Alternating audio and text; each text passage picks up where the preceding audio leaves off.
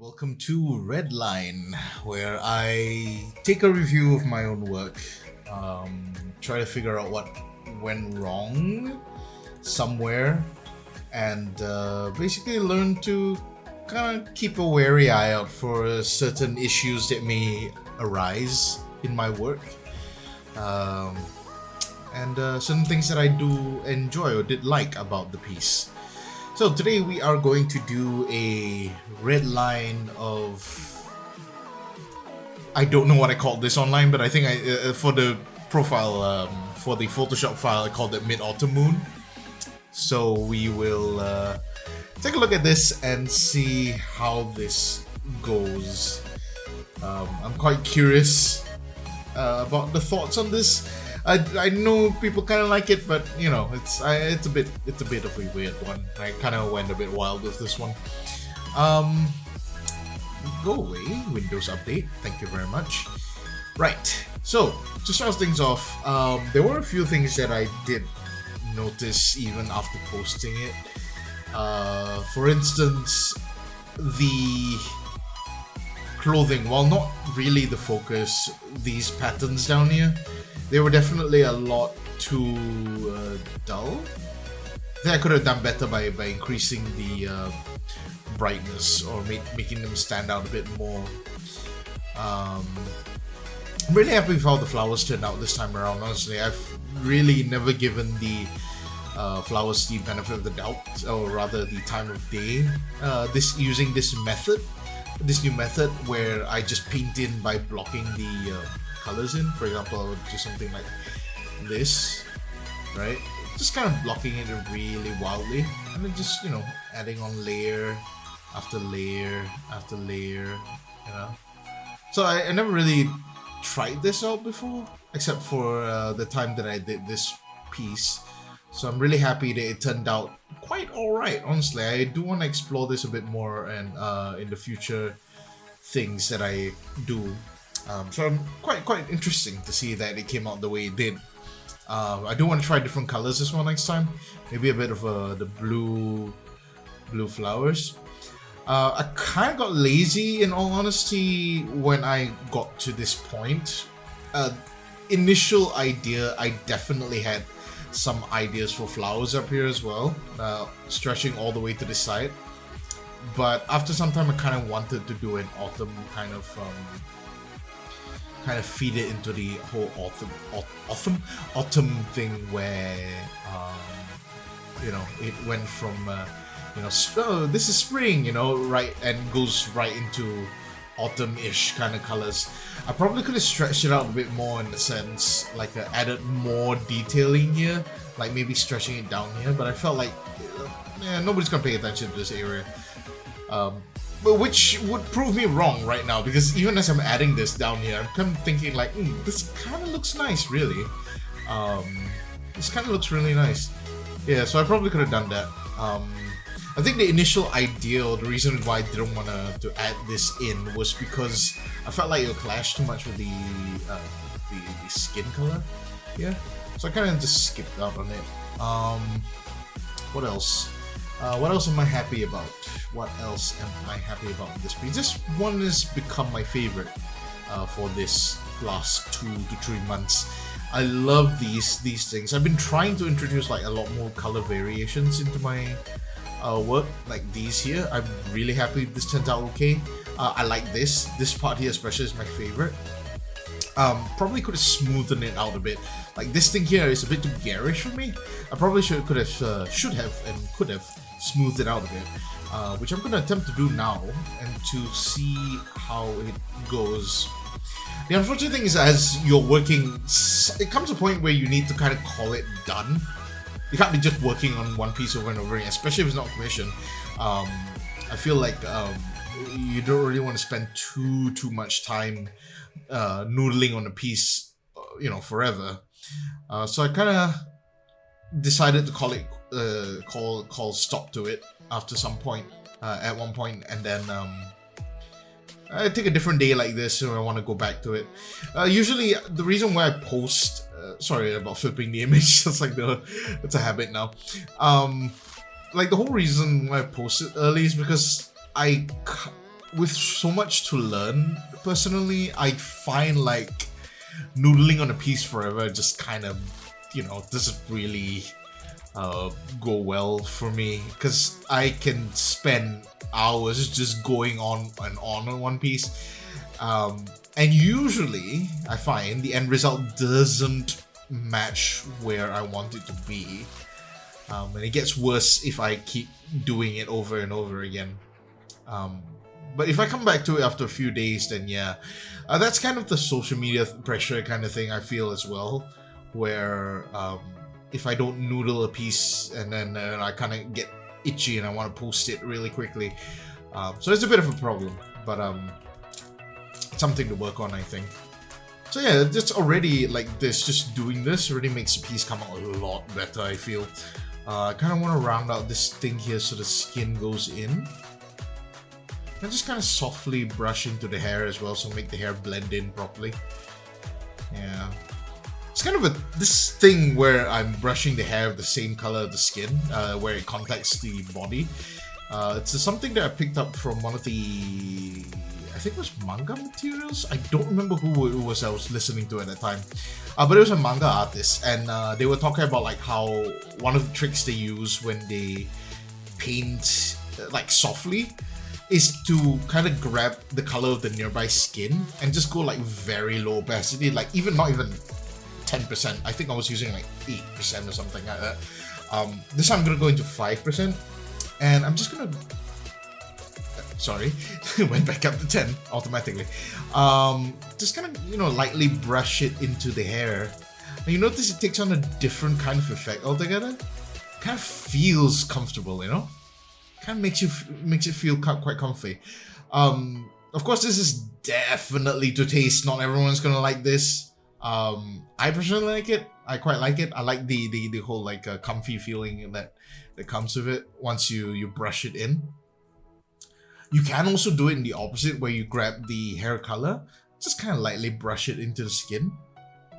But this, I feel, heavily depends on what values you're using on your piece already. I think it works best if your values are almost similar.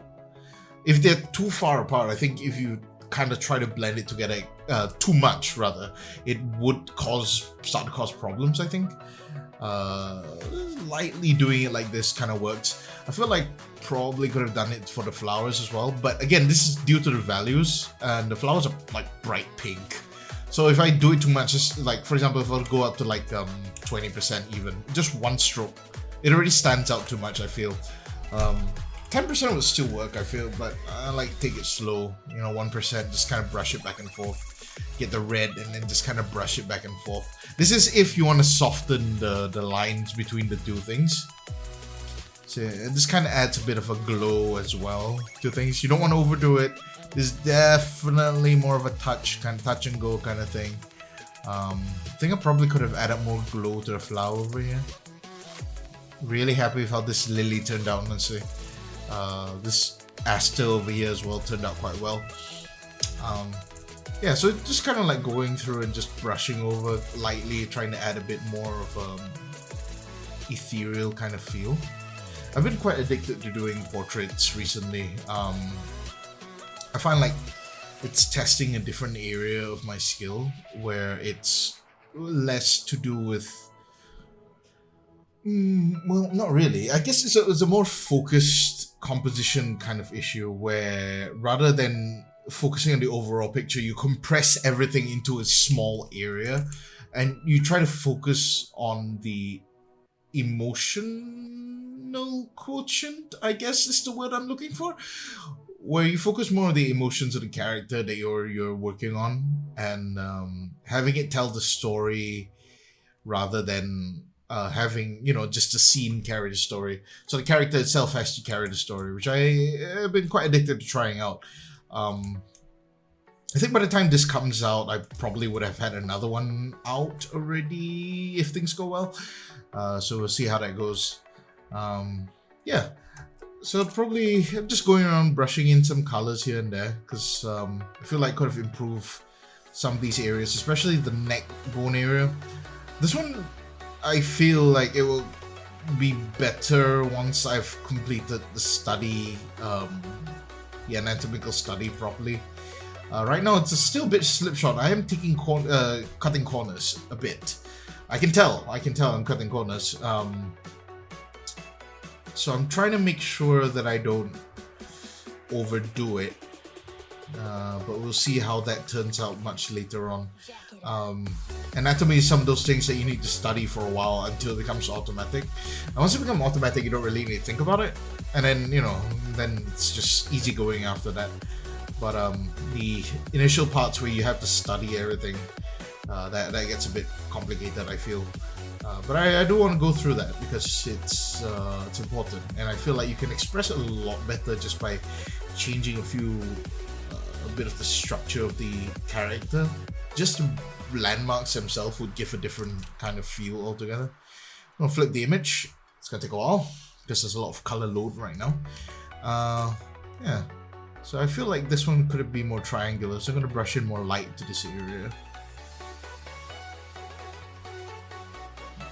Alright, I want to blend in these two parts so they're both facing the light. Now, if I want to kind of accentuate this cleft down here at the shoulder blade, just paint in a bit of shadow. One of the things that I found when I'm doing, or when I transition over from doing purely line art and what we would refer to as cell shading, kind of, might not be in this industry terms, but yeah, something like cell shading. One of the biggest things I found, like, moving over, is that once you start doing different colors or adding different colors into your painting, you don't want to go too hard on them.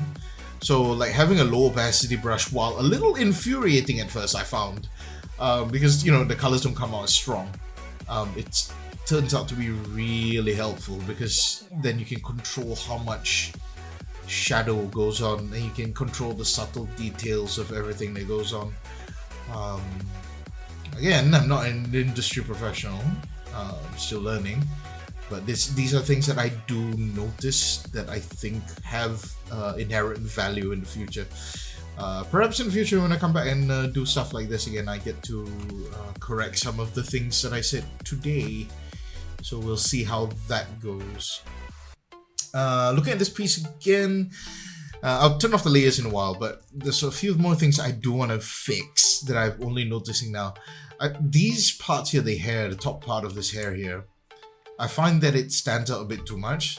So what I'm going to do is I'm going to actually grab the background and kind of paint it into the hair. So I'm just kind of make it blend in together. This is what they call the lost edges. I'm very hesitant to use the big words, but mostly because I might get them wrong. But I'm pretty sure this is considered a lost edge, where you kind of like blend the two edges together until it looks like there's nothing there. This help kind of like focuses the image to where you want it to be. In this case, I want it to be purely on the face, honestly. Everything else is to support the face. So I could have just blended everything in, honestly. So if I grab, like, even for the bottom right, where the clothes are, I'm just gonna grab the area and paint it in, paint the shadows in, paint the background into the clothes, kind of lose it just a bit. There's certain things that I don't feel like it would translate well if you make it lost. So I think there are some principles I'm probably missing for doing those. I found like it's a lot more difficult to do lost edges when it's from very bright into very dark. But I'm sure there is a way to do it, and I probably haven't figured it out yet. So it's, yeah, probably just a few more steps like this. Yeah, something like this would work, honestly. So I'm trying out this lost edge technique. I'm using a brush that I made. It's just a square brush. The current settings I'm using are a dual brush, so it has like a kind of a texture to it. I believe the texture I'm using with the dual brush is from Juho. Juho's brushes are pretty good. No, not really. Very good. I've been having a lot of fun using the textures there, but I did find myself gravitating to these, to the one I combined using what he gave, what Juho provided. So this one's definitely my own blend at this point. It's like making coffee. You know, you get one from Arabia, you get one from China, they mix them together. Can't guarantee that it'll taste good, but at least it's your own blend. And if you happen to like the taste, then that's good for you. Right, so I'm going to turn off the layer and turn it back on, and you can see the difference.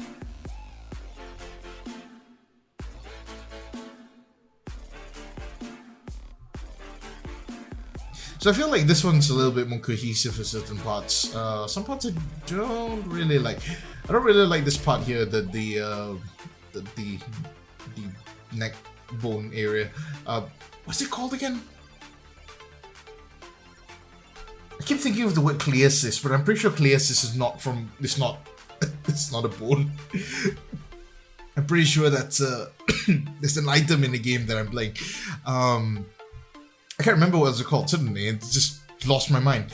Right. Anyway. But yeah, that's probably the only thing I don't like about it. But everything else definitely feels a little bit better, a little bit tighter. I think this part here where the necklace meets could stand to be a little bit darker. Also, just kind of push it back a bit. Yeah. Neck muscles are another one of those things that are really, really interesting to look at. So I need to probably want to study those, and I get better at them at doing that. Right, so this probably looks really good, or a little bit better. If I wanted to go a little bit further than this, a few things I'll probably still fix, just like this one, the horn at the side, probably blend that one properly. I don't really like this stray hair thing that I did here. I need to find a way around that, but you know, that's fine. It's fine for now. As the old masters would say, as Miyazaki would say, mendokusai. So I'll probably also do something really light with the eyes here as well, where I want to blend in these two or add a bit more texture here. I think it was a bit too flat in the initial post. Definitely want to add a bit more chaos to this. Yeah, there you go. Looks a bit more alive, doesn't it?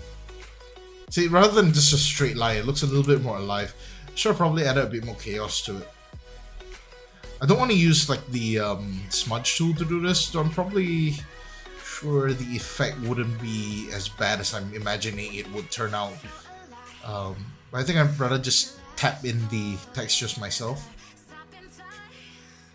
Human error is actually something that needs to be celebrated with painting. I feel like a lot of the times when you focus too much on getting it perfect, you lose the human touch of painting. While I'm saying that, I'm also quite aware that I have a problem with that very thing, where I need it to be perfect, so I make it perfect, and therefore it looks artificial. So I need to actually break out of that and learn to celebrate the so-called human error parts of painting. I think that's what lends a lot of personality to everything. And if you can learn to capitalize on that aspect without it being too obviously wrong, I guess, in a way. Like, you can't draw like a dog and call it a pony. I mean, you could. I mean, it won't be right, but you could do it if you wanted to. But the point being that, you know, it doesn't matter what kind of how the pony looks like, as long as it has the basis or the fundamentals of a pony, then it'll be fine. You don't need to think too much. But when you try to make it a bit too perfect, then you might as well just go on and find a pony and take a picture. It's probably faster than actually painting a fully realistic one anyway. But yeah, that's just me rambling on all that. I'm just going to blend in some more of these parts here before I close it out, because I'm probably never going to revisit this later. So this is about the only time I'm actually revisiting this. So I'm probably just going to blend this in and kind of brush it out, push out the darkness a bit. Yeah, right. Yeah, I think this looks good, really. Yeah, tightens up a few areas, kind of blurs out a few more things, so the focus doesn't get caught. The ahoge, which is the thing here, if those don't know what an ahoge is, this thing. This thing is an ahoge. So this I think it's in English is called cowlick. I think. So anyway, the ahoge kind of stands out a bit too much, but that's because it breaks the form, so it kind of stands out. I could kind of blur it out, but I think it's nice, so I'm just gonna leave it there. That really is to taste. Probably could have brightened up some other parts as well. If I really wanted to, I probably could have done a overlay pass over this area here, this bead over here. Probably overlay pass over here, make this brighter a bit. And kind of bright. This one's fine actually. Brighten this part up especially, and then just these areas here where the light hits the tips, I guess, the parts that are pointing upwards anyway. So I'll probably highlight these areas if I really wanted to here as well, and then just kind of highlight this necklace area as well, just to make it stand out more in the shadows, even though it doesn't make sense. This part can stay as it is, it's fine. So yeah, other than that, I think I am pretty much done with this one. So thank you for coming to this Redline. Thank you for coming to my TED Talk. And yeah, probably do more in the future. We're slowly getting our system back up and running. My recording software is back in business, hopefully. And if it isn't, then you will never see this video, so it doesn't really matter. And if it is, you'll hear me say that. Right, so this is me done for now. Redline for the flowers. I don't remember what I called this piece. Yeah, pretty good. Pretty happy with how it came out. I'll probably work on something I'm not, rather I'll redline something that I'm not happy with after this. I have a few in mind. I'll probably pick out one of them and just kind of redo the whole thing, I think. But yeah, pretty good so far. Pretty satisfied. That's me done for now. Redline, and I'll see you guys next time when I have time. Goodbye.